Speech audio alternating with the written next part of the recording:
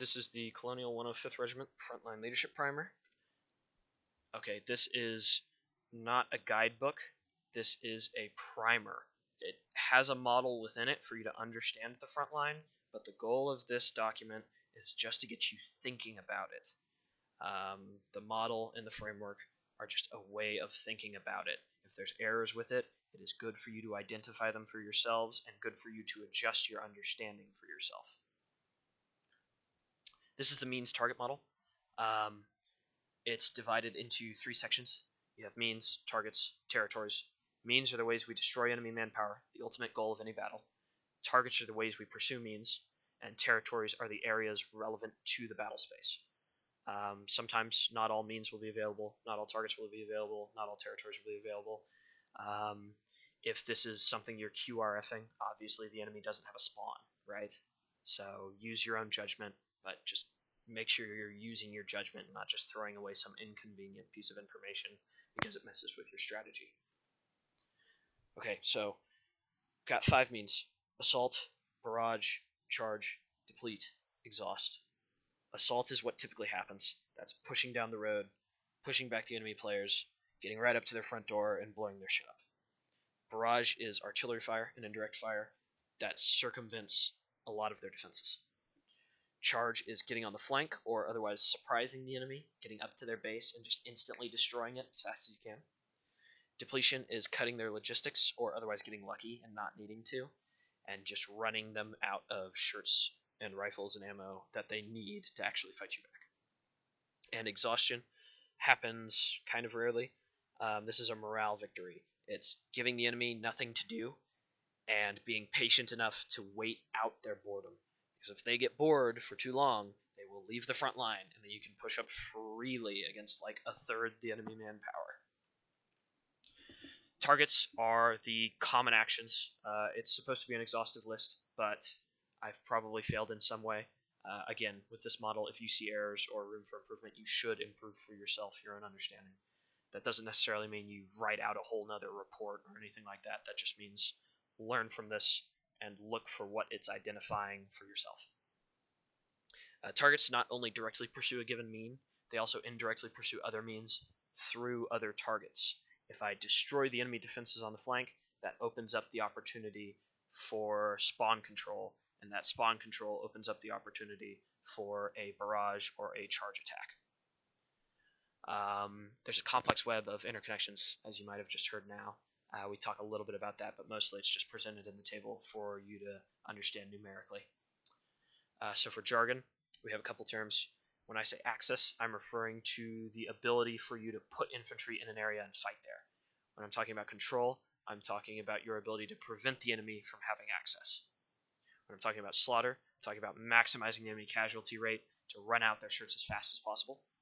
When I'm talking about shipping, I'm referring to damaging vehicles but not killing them. The territories, there's 6 of them. Most central is the pretense. That's where everyone's commonly fighting. It's often an somewhat arbitrary location, and because of its arbitrary nature, the flanks are sometimes even faster to travel down than the pretense, especially if roads curve nearby and the pretense follows the road typically. The approach is the path to get to the pretense, so when you spawn in, that 30-second walk to the fighting, that's the approach. The enemies have one as well. The flanks are obviously the flanks, places you can pass around the pretense to get to other locations without having to fight through it. The spawn is the enemy spawn or the friendly spawn, where everyone comes with the thing we all want to destroy.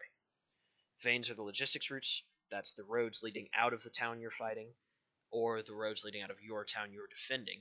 That's where the trucks are coming. That's where the supplies run through. That's where the tanks retreat to go refresh their armor or get more ammo. And the outposts are something you don't see too often these days. These are fortified positions along the line of the pretense, along the line between the 2 bases where people are fighting, that are well suited for slowing the enemy advance or keeping enemies off from the flank. This is the target table. From left to right, you have the target name, what it directly pursues. That's the means that it works towards immediately. What it indirectly pursues, that's the means it works towards because it precedes a different target. You have what it precedes. For number 1, that precedes number 6. So if I push the front line and help push the front line. That will eventually help me get spawn control on the enemy. And follows from is the inverse of proceeds. So if I want spawn control of the enemy spawn, I can sometimes get that by pushing the pretense. From top to bottom, push the pretense. As I said, that's just getting on the front line, fighting, killing infantry, taking ground. Spawn access, that's being able to put infantry inside the spawn. Vein access, approach access, flank access, all the same. Spawn control, that's spawn camping or spawn holding. That means getting inside the enemy spawn and keeping them from really being able to do whatever the hell they want there. Usually a temporary thing, but sometimes very useful. Vein control, that's cutting logistics. Approach control, that's getting around the pretense and sort of splitting the enemy reinforcements off from the front line. Typically this comes in handy, particularly if you want to push the pretense indirectly. It leads into that. So you can cut the approach, you can control the enemy approach, and then they'll find out, because they never look behind themselves, that, oh, suddenly we don't have reinforcements, and we've taken casualties, we have to fall back. Continuous intel, that's building watchtowers and reporting things through binoculars, stuff like that, just knowing what's going on.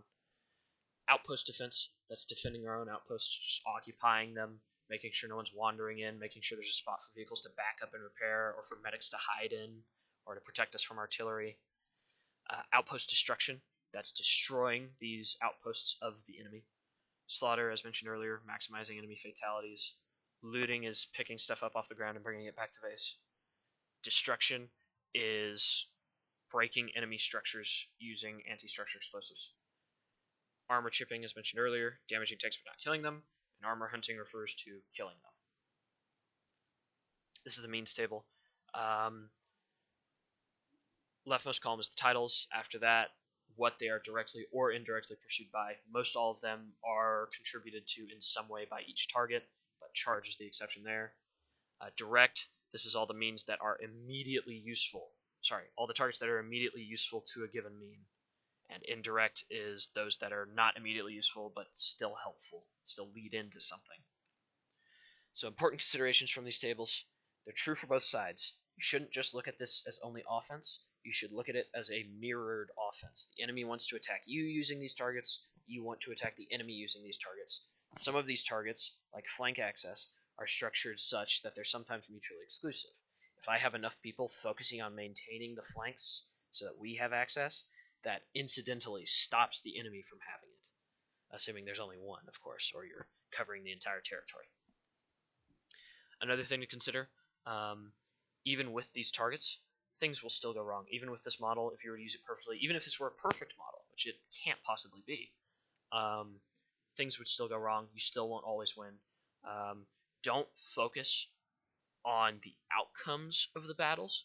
Focus on the outcomes of your pursuit of victory. So don't say, oh my god, they came in with a 10 tank line and we got wiped out. Say, oh, they came in with a tank line because we had been beating the shit out of them, and then we got 3 of their tanks even though we were completely outnumbered. Always stay focused on not the things that are too large for your control, but your influence of those things when you're trying to measure your capabilities and your success. Assault as a means is the most connected, as you can see, directly and indirectly pursued by almost everything.